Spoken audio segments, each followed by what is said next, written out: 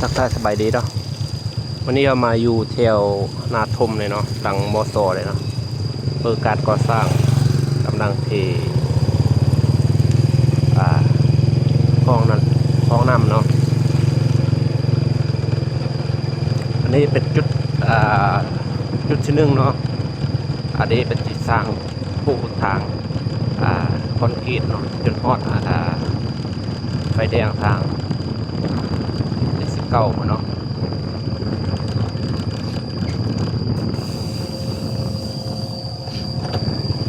เบื้องบรรยากาศเนาะท้ายปีนี้ก็จะได้เที่ยวทางดีเลยเนาะ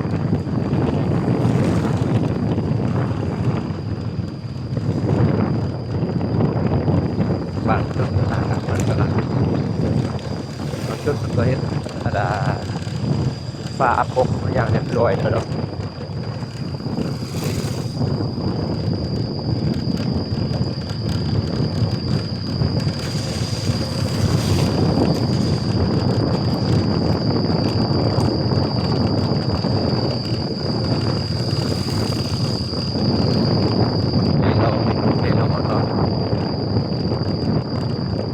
ท้ายปีนี้มันจะได้เชื่อทางดีทางน้ำแล้ว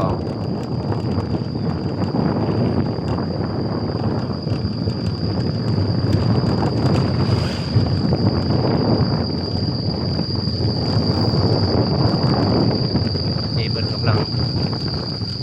เอาทรายลงแล้วก็สีเอาเหล็กลงนะครับแล้วสิเริ่มเทเลยเด่น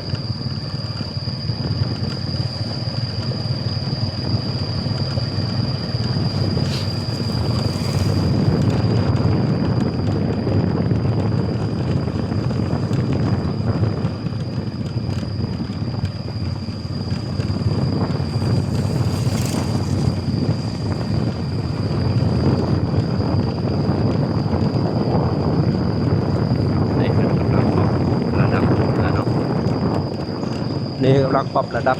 อย่างแล้วก็จะเอาทรายลงนะครับเริ่มลงแล้วก็เริ่มเทเลยนะครับ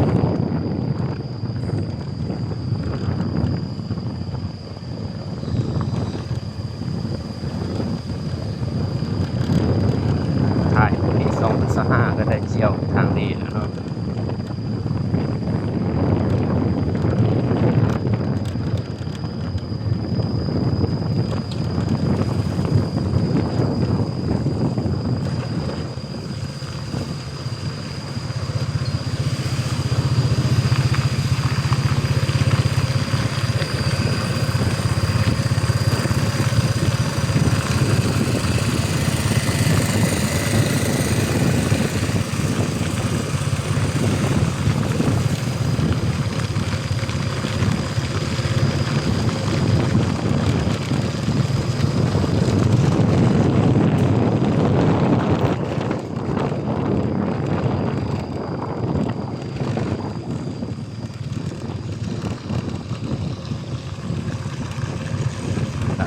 เรียกญาติเนาะ